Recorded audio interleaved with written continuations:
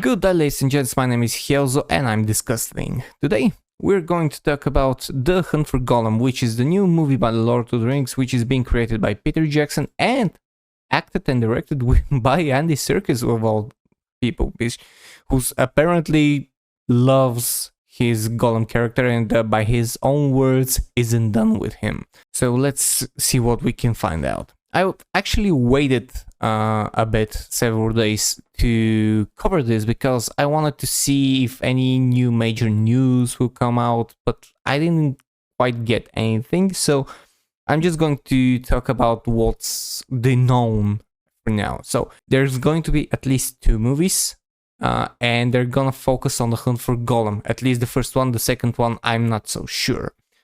If anyone actually has more information, please comment it below, and I can actually cover a bit more in the next video. But the main thing that actually everyone is worried about, including myself, is that we don't actually have a lot of source material.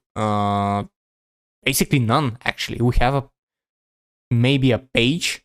I actually have everything that there is in the Lord of the Rings book, which is from the chapter The Council of Elrond, in which Gandalf and Aragorn kind of describe what they went through and how they hunted for Gollum. But it's 1 page. It's basically 1 page, if not less. That's all.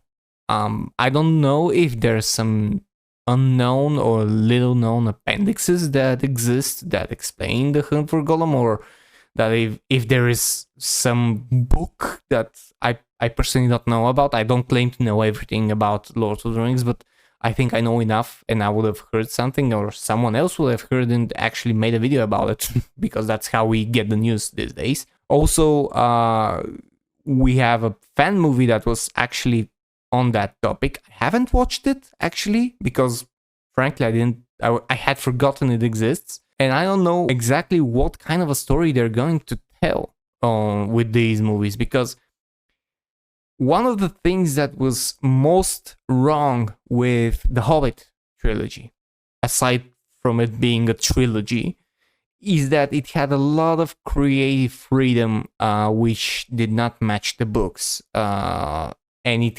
while it has 1 or 2 scenes and 1 or 2 things in general that actually worked, the overall effect of that was kind of disappointing, because when you adapt a Tolkien work, you have to have a lot of source material, or at least very clear source material as to which corresponds to what you're trying to present on the screen.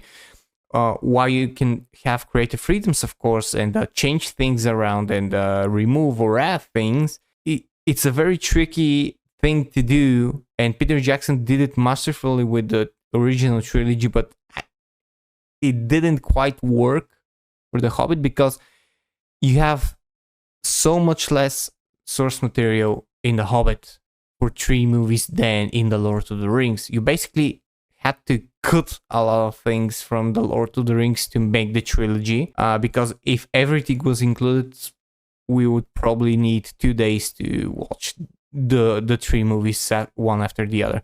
Whereas The Hobbit, you have something like 340 or 360 pages of a book that tells a very light, very nice story, which is amazing, and it needed 1 movie.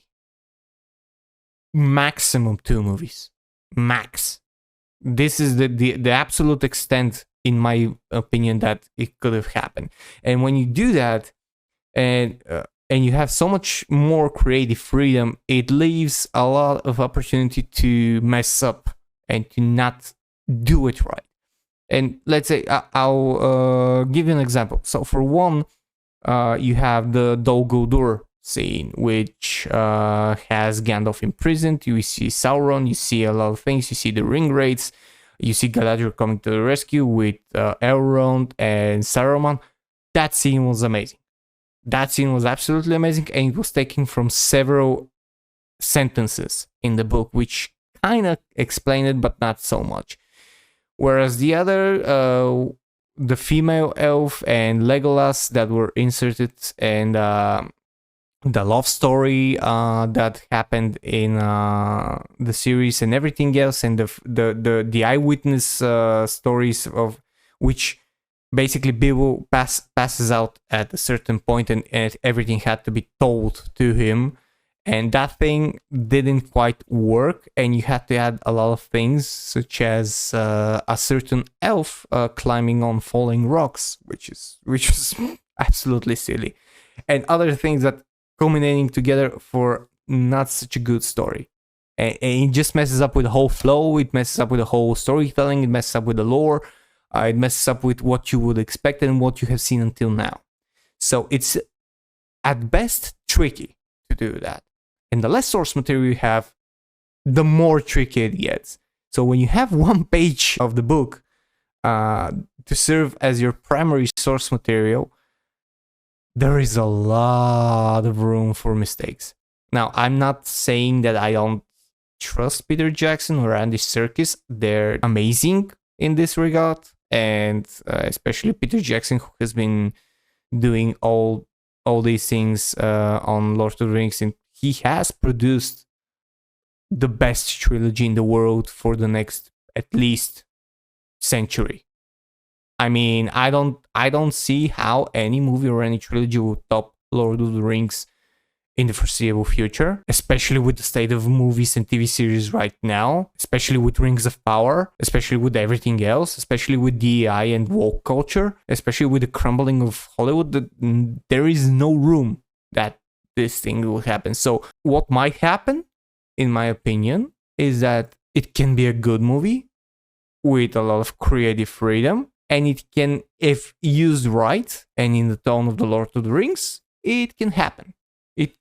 You can make an interesting movie. Will it be as great as the Lord of the Rings? I doubt it. Very, very much doubt it.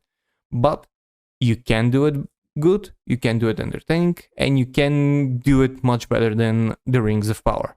For sure. Anything is better than the Rings of Power. I mean, even I can now go outside with my phone and make a better movie than Rings of Power. Anyone can. Because at least all you have to do is be lore accurate. And then you have it. You're better than Rings of Power. So those are my thoughts. Let me know what you think about the upcoming movies and whether or not you think it's going to be a success or not.